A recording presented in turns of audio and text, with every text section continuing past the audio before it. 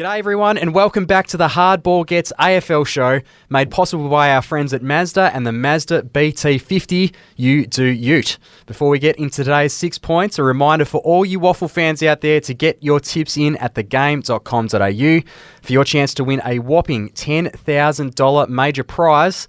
Get in before the season starts on Friday. All right, let's get stuck in.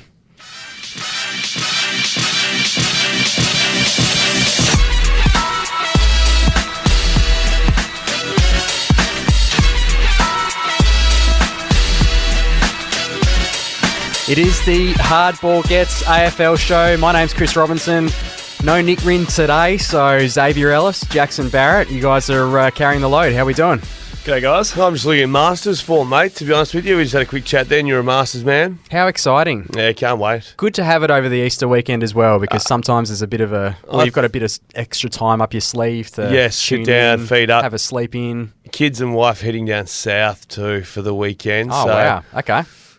I'm not committed to either heading down there either. I can go down there for a night. I don't have to go down there for a night. Okay. It's a great place to be. It's a great place. Depends how the first or second round of the Masters goes. And Yes. who do you like? Give us one tip for the listeners. Just a little Well, this sounds projection. really silly, but Danny Willett at $150. I'll have a slot each way. A small little each way. That's just a little silly one. You give me the money and I'll put it on for you. You want to take the bet? It's Yep. dangerous doing that. Yeah, it is. It's so actually. dangerous doing that when people do that. Might be out of a home. No, but like Cam Smith, I think's been a reasonable player recently, but I will probably go Dustin Johnson. I think I can't. DJ? Yeah, I know he hasn't been in sparkling, but that'll do. DJ for me.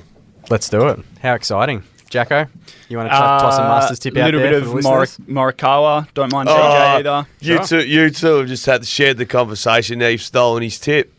He's what can apparently you do? been the best player from tee to green, so just needs to sort his putting out. If you can do that, then Do you play golf? watch out. I had a little round. I don't play as much as I'd like to Yeah. because I'd have zero time, but I had a little round at Royal Rottnest Is it Island. a good course? On your luxury holiday. On my luxury holiday. I was over there with one of my wife's mates' husbands, who is the head professional at Rockingham Golf Club. Shout out to Brenton Haynes. Are you mates with him? Yeah, I'm mates with him. Yep. So it's not like it's the two wives and you're a bit like, oh, g'day, mate, how you he's going? one of the great humans. Shout out if he's listening. And not a bad little track there at Rottnest Island. I was a bit concerned because he's got a 6-year-old son who has a very, very nice swing, as you would if your dad's a pro. A little bit concerned that I was going to get absolutely pantsed by the 6-year-old. Thankfully, it didn't happen. Give it another year or two, probably will happen. But will happen. Yeah, it was enjoyable. Are you a whacker, Jacko? Horrendously bad golfer. Yeah. Yeah. I'm so No, shit. terrible. I turn up weekly. Like, it's just torture. It's a bit like that, isn't it? Yeah. It's a punishing sport. Yeah. But it keeps you coming back. Oh, gee, I keep coming You'll back. smoke 2 or 3 and you'll be like, that's why I keep coming So, back. Good The Friday. last 2 or 3 as well. Good Friday's a shocking day, by the way. I'm just going to throw that out there. Nothing's open. 7 a.m. Waffle footy, get down to your local ground. Well, you could do that, but I won't. I'll be at Cot having a whack. Can't wait. But, I build myself up like I'm going to be a star. I'll be that shit. I just suck so badly. But I'll come back. On Good Friday, have you seen the North Melbourne Good Friday jumpers? Yeah, I like them. Same. One of the great I tweeted about this morning, one of the great Twitter stink-ups is people hating on a superhero jumper designed for the sick kids. Oh, Wild. yeah. Wild. Yeah, just let it go. Shut up. Just let it go. Yeah, it's agreed. nothing. It's not that important. Just let it it's roll. one game of footy. It's for the sick kids, 100% profits. That's got to be the worst Twitter take ever. But footy jumpers suck. yeah. They all suck. Like there's not like, wow, black and white stripes. Wow, blue and white stripes. Wow, an eagle sitting on a jumper with fake wing. Like, all footy jumpers are shit. yeah. Like, just who cares? Is that a fair take? Yes. When you think about it, they're all shit. Yeah. No, very fair take. And you don't wear them anyway. No, You don't wear them. I'm not sure many people should wear them. Robbo, are you a footy jumper wearer? No. Once What you age get, you once cut you that get off? beyond,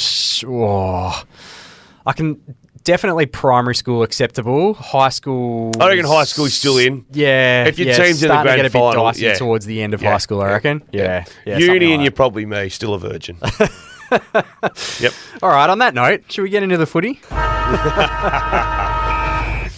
Well, I might kick things off with a bit of a quiz for you guys. Yes, I love this. Just tell me the first name that comes into your mind. Don't think about it for too long. Okay. If I asked you who is the current player who's leading the entire AFL in both clearances and contested possessions, you would say who? If I was to go obvious, I'd go Clary. Yep. Jacko? Yeah, Clary comes to mind. Yep. Take 2, Libba. Clary is top 5. I don't think Libba is quite top 5. Okay. That was my one outside the box. LDU comes to mind, except that he's now missed a third. LDU would be there, if he hadn't missed. Give us a state. Give us a state. Sunshine State. Sunshine. Not like Matty Rao. Matt Rao. There you go. It's gone just a little bit, considering the first 3 games of his career, or 3 of the first 4 games of his career were that blazing. Yeah. He's putting up numbers now that are equal/better than that. So the only part of his game that's not coming is the large number of disposals. Yeah. So he's not getting anything easy because I think last week maybe he A had lot 17 contested. or 18 or something. 17 contested out of 25, yeah. Yeah, and then I think the week before he might have had 20 and similar sort of stuff. And you go, he's doing everything so well, bar getting an easy kick. Yeah, but and does it defensively as well. Like he's very quickly becoming. Well, you've seen the efforts go up on those shows where they show Matty Rao v Jason Horn-Francis. There's been a lot of love for his defensive running. Yeah, which is now it's the easy one to choose when they're like, oh, look at the example here. It's like, oh, get Matt Rao. We know he does it well. Yeah. But no, and it's funny. Ships in the night. Noel Anderson's having a stinking start to the year. They've almost done a Freaky Friday and just amazing bodies. And Matt Rao too, the way he looks is how he should be playing footy. Like socks, black boots, tough. No, he's socks down this year. Yeah, no, I like it. I look at him and go, you are contested and you're clearance. You're sitting in the same chair as yesterday's podcast where Rhino was very big on if you get your hair and shoes combo right, that's a big factor in. Does it surprise you if that Ryan Daniels is talking about the cosmetic side of football as opposed to the tough side?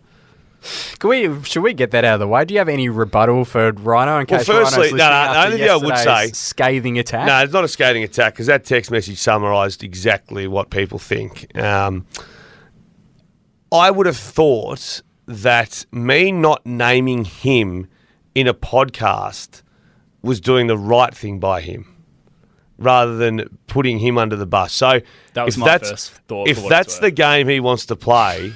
That's a very dangerous game to play with me because I am on radio every day.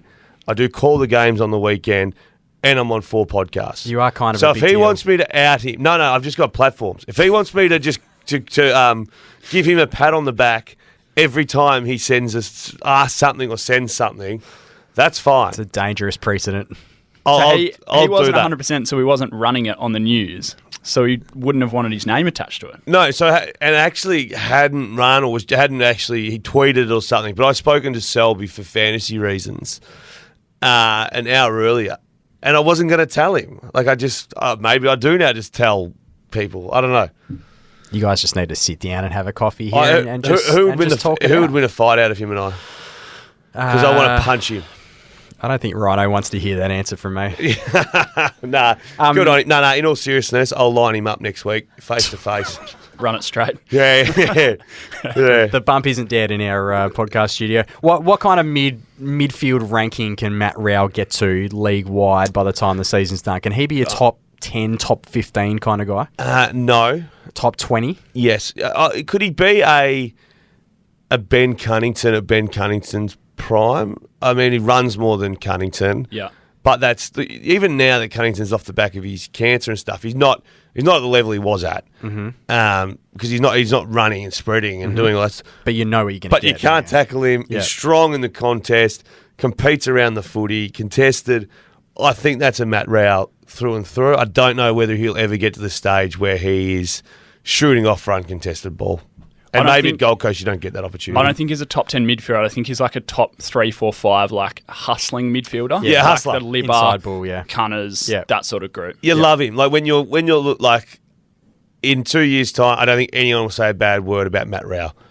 His line between his shit and his good will be he won't play many 10 out of 10s, he won't play many 9 out of 10s, he'll play a lot of 8 out of 10s, bugger all 6 out of 10s and a lot of 7 out of 10s. The only thing I'd say to that is in 10 years, will they look back and go, we used a number 1 pick on a like on a workhorse. Quite possibly, but he could possibly be captain, next captain too. I think he could be better than just a workhorse. And can you get away with it playing in the same midfield as Took Miller and then what we think Noah Anderson will get to?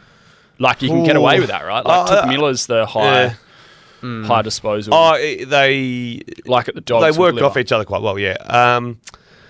Took Miller, I'm not sure whether him getting 35 touches is what the Gold Coast need. Mm-hmm. I don't know. They obviously lack a star, and you go through it and go, well, gee whiz, Andy Brayshaw would have been nice, but has been good in his 2 games he's been back. But yeah, I don't think that. I think the mix is still missing a superstar. I think. Did you guys catch up with Purple, old Damien Barrett's piece on AFL Daily? Has been doing the works on. Is there a world that you think that games from interstate clubs will move to other states just to showcase the game? Don't get me wrong. I mean, if a showdown landed in Perth at Optus, I'd be there. Would you go? Yeah. Would you go? Yeah. I'd go too, probably, as a once-off. But it just robs your supporters. So it's like when the circus comes to town. Yeah, I'm probably going to go see it, but I don't like the circus every week. Is there any space in our game where you see games floating like, let's bring Anzac Day to Perth? That's what I was about to say. Surely the argument is more for taking a showpiece game out of Melbourne. Yeah. And putting it Dreamtime somewhere at the else. G worked. That was one of the great nights at the footy. At Optus. Dreamtime at Optus, rather. Absolutely fantastic. But Dreamtime also had everyone was in handcuffs in Melbourne and stuff, and so it was a bit of a flex by us too. I felt like I was pretty pumped to send it to my Victorian mates that I was out drinking piss at the footage, watching Dreamtime as they were locked up. That was a strange old time. Yeah, I think we learnt in that year though that it works with 3 or 4 games. It'd probably work with Anzac Day. It worked with the Dreamtime. Maybe it would work with the Showdown, but you can't take.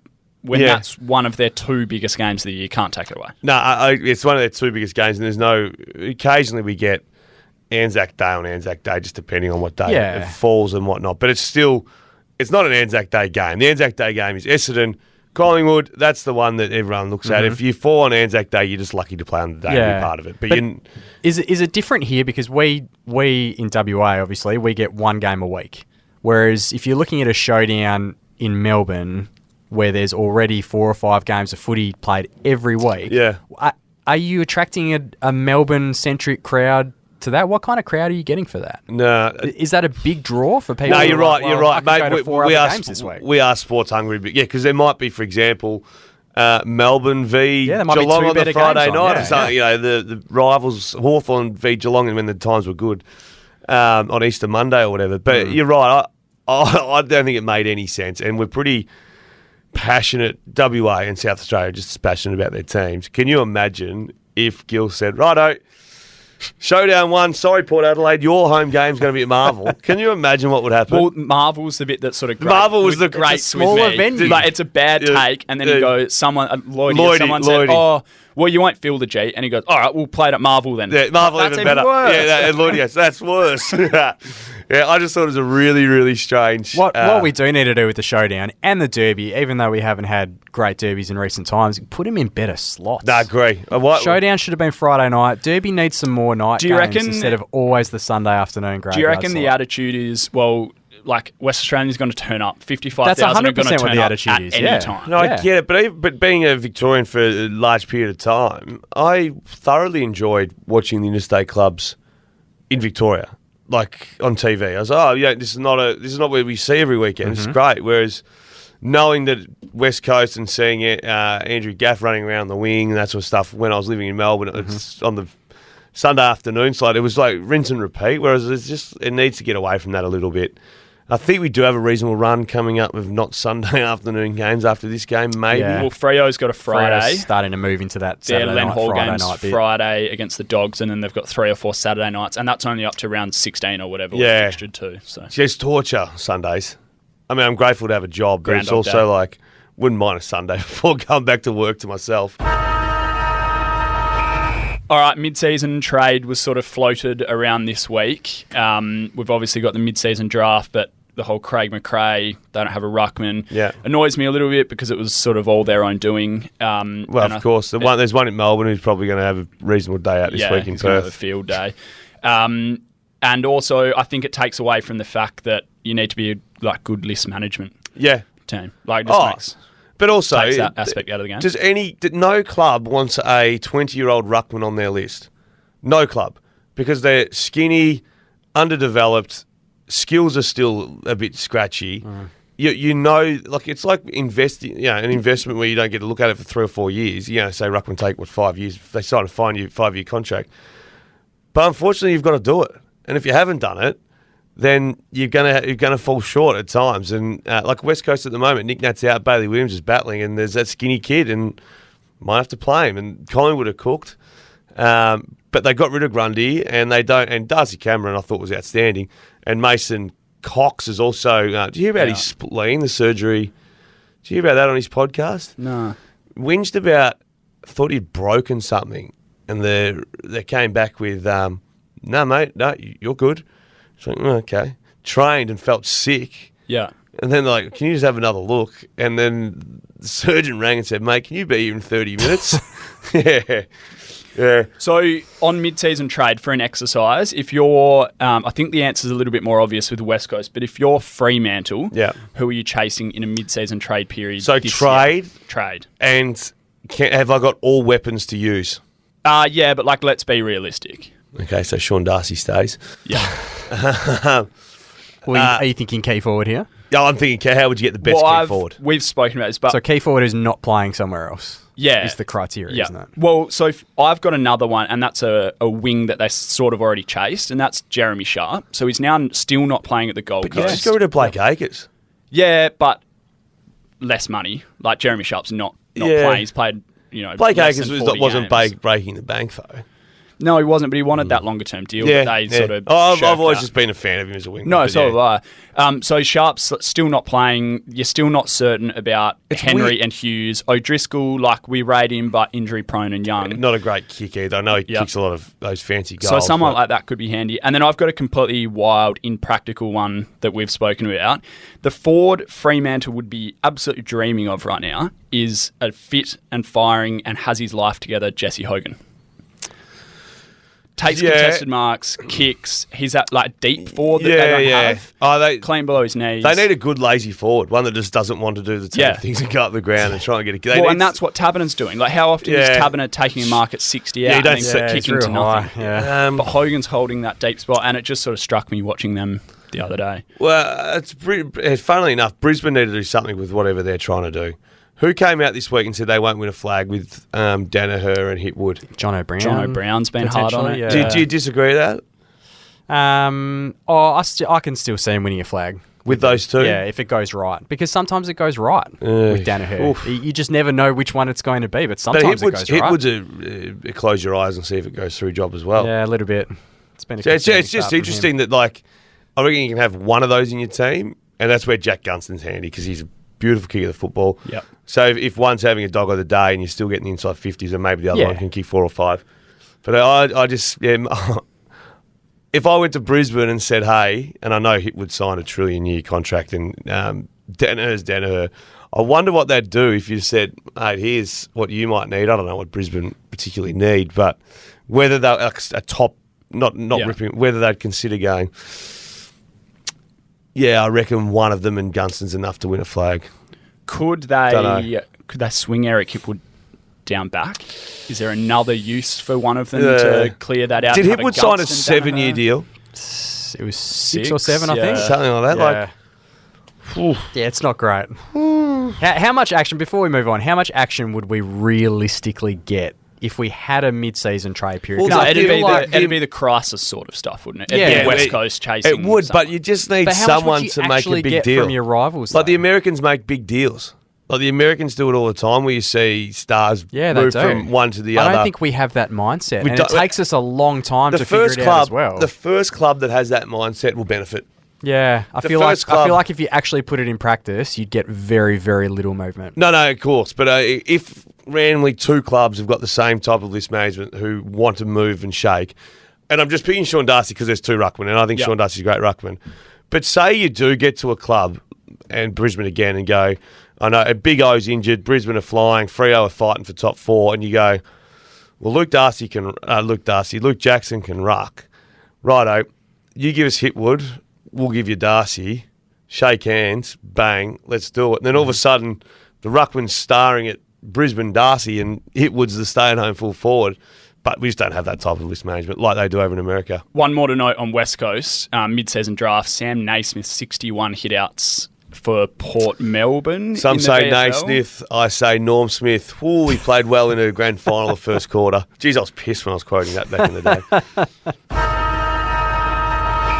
That's a good gag. I thought we might look at West Coast and the potential ins and outs, depending on how much time we've got here. So No, the floor's yours. going out of this side, as we know, McGovern, Witherden, Shuey, Chesser, Ryan, Cripps. So they're basically turning over a third of their starting 18. Yeah, the and other end day, of the which is starting brutal. 18. Yeah. Probably 3 or 4 would be in the top 10 picked, like magnets that go on the board. Yeah, 100%. So what have I got written down here? Josh Rotham for Jeremy McGovern, probably most likely. Given Harry Edwards appeared to roll his ankle pretty badly yesterday as well, Yeah. might have I been in think line. they're a little bit worried about his match fitness. So Saturday's Rotham? game was Rotham that is, first time that he's run out a full game, and apparently there's still a little bit of issue with his arm. So maybe whoever's the most fit out of Rotham or Edwards probably gets the tick. I like Brady Hoff for Alex Witherden. Again, not all these are like for likes, Yeah, but it's kind of enough. like someone who can roll off half back.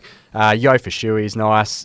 Cully looks like he's So going are to they come going in to play for Yo, Chesser. or is Yo going to be Waffle? Sounds like I saw that they left it open with Yo will be returning to football this week. They didn't say Yo's. Our resident West Coast track watcher, Mitch Woodcock, wasn't super he confident. thinks he's more unlikely. than I likely, would just think that regardless how much he's humming, realistically they're not beating Melbourne. West Coast. So lean on the side of not playing him is what you're saying. Would maybe 50 minutes in the Waffle, away from prying eyes, away from chasing Clary Oliver's ass, away from getting stiff-armed by the truck, and away from not winning a hit out, be more beneficial. Just dip your toe in. You haven't played footy for 2 years.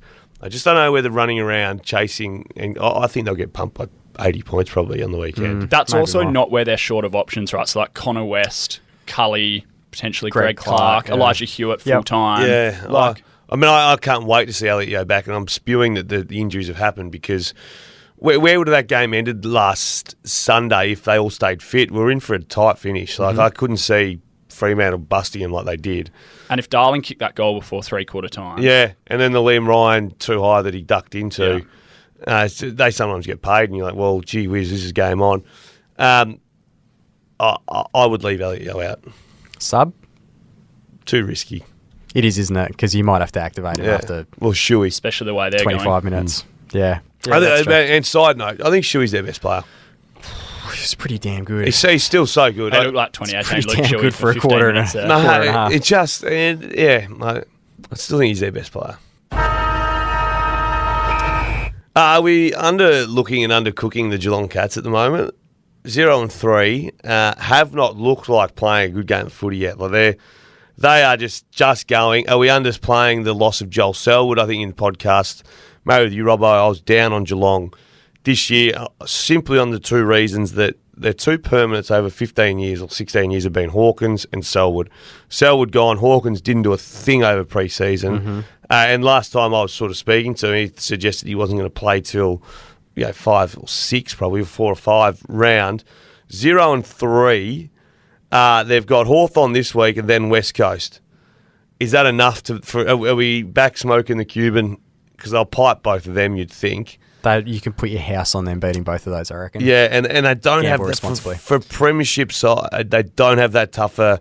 Then they've got in there an Essendon and an Adelaide over the next month as well. So It's a nice run. It's a nice run for a premier. So are we baby out with the bathwater with them, or are we thinking? Nah, you feel like they're too smart to not figure it out. Gee, they've got a pretty easy draw for premiers. Yeah, and then there's a lot of home games coming. Well, they get the back. real home games. Yeah, down at not Geelong. Is it MCG home after games. like round 12 or something. They get them back. They're too smart. Are you not out to on figure Geelong? this out. No, I still think they can be right there. I think one of the big differences between last year and this year is at the end of last year, their players 15 to 25 were the best bottom end Yeah, of of the course. list in the comp, because you talk about like the guys that were missing, like Parfitt, Menegola, Yeah. Mike O'Connor, and then Ocean this year, Waves or whatever it is. Ocean.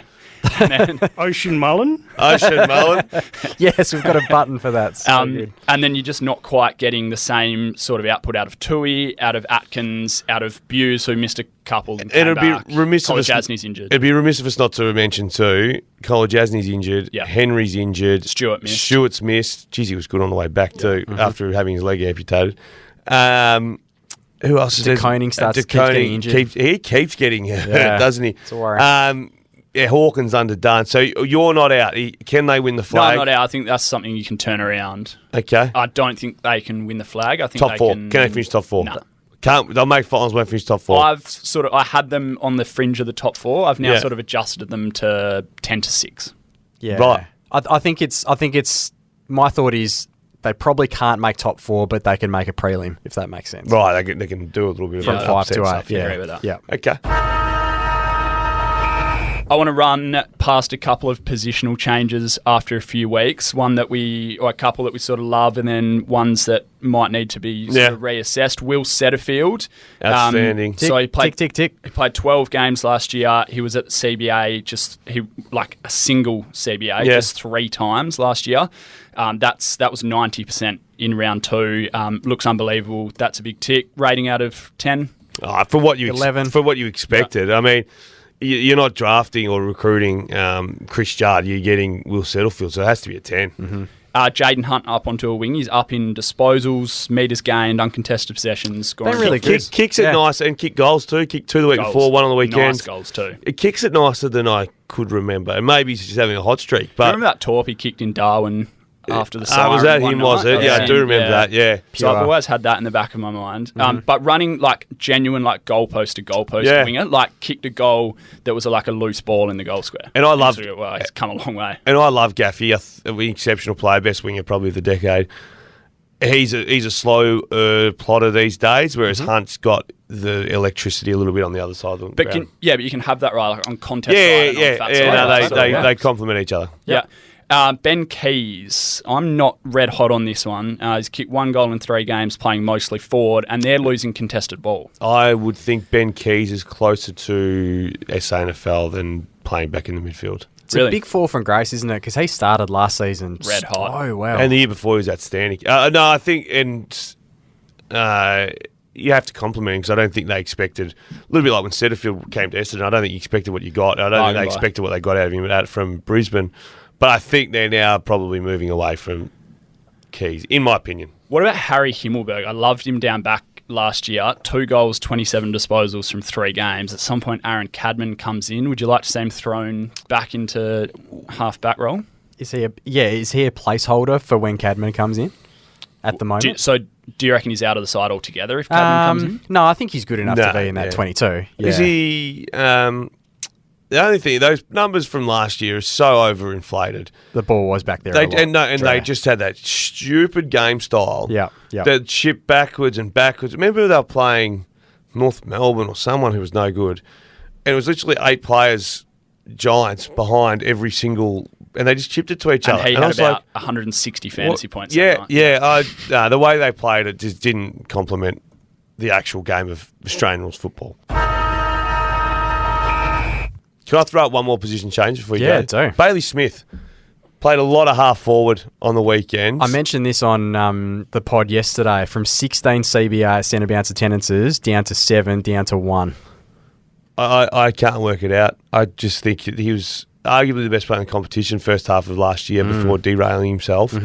And watching him on the weekend, you've got Oscar Baker having a field day on the wing. He's been nice. No, he has, but be nice on a half-forward line. Yeah. At least the star be in a position where he can find the footy. I mean, at the moment, he's playing athletics, just running back to goal. It's horrible. Bevo loves flipping those magnets around. I'd rather put McRae there if you want. Man, you got speed. Speed and takes the game on. Get rid of the slow coaches. Anyway, there you go. That was my frustration. Gone. All right. Should we get into some hardball bets? Hardball bets. Thanks to the Tab Touch app. Of course, brought to you by Tab Touch. Got the touch this AFL season? Better your bet with Tab Touch and gamble responsibly. Call Gamblers Help on 1-800-858-858. Jacko, you're subbing in for Rinny today. Let's not sugarcoat it. This has been atrocious through the first Team poor. three rounds of the season. Turns around this week. We're looking for winners today. I'm just banking something that is just, let's just get off the mark. Geelong by 4+ goals. Oh, mate, don't be so rude. Against the Hawks.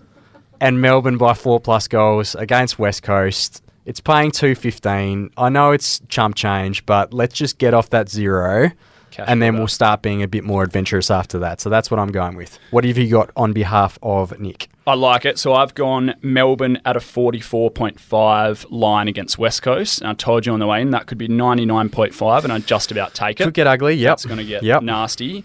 Total points on Good Friday footy, North and Carlton over 167.5. I love total points. Neither can defend under the roof. Have a field day. And Essendon by 39 or less against GWS, Gold Coast. Yeah. GWS. Who are they playing? GWS. Yeah. And that comes, I forgot to write exactly what it comes to, but it's about 760 off the top of my head. Okay. Not too bad. Essendon and GWS could go. There's a few games that could go either way. It's funny too. Only a couple of locks and even tipping like scoring-wise, Essendon and GWS, it wouldn't surprise me if they both got to 100, and it wouldn't surprise me if the game was 50 all Yeah. Like, it just would not surprise me either way. Like the Giants against Carlton, they kicked 5 in no time Yeah. and then ended up with 9 or Nothing. 10 for the game Yeah. or something. So. Just quickly before we do go, what do you think the margin will be in the Eagles game against Melbourne? Oh, give me 80. Yeah. 60-something. What do you got? It's a skinny, I think it's 75. Yeah, could get ugly. I've invested in the -40. Melbourne have won 5 straight at Optus, so they like it there, including the GF, obviously. And I reckon Clayton Oliver, and I think he's the best player in the comp, but I think he wants a Brownlow. Yeah, I think he's probably going to get a Brownlow. He's so cherry ripe to get one, and that talk of him being the greatest Melbourne player of all time, and everyone was like, "Oh, he hasn't got a Brownlow." Like that was well, he might at the end of the Won't year. matter. You'll have one. Watch I love him. this space. All right, let's get out of here. Jacko, Xavier, thanks very much. And thanks also to our listeners and to our friends at Mazda and the Mazda BT50. You do ute. Enjoy your weekend of footy. We'll chat to you next time.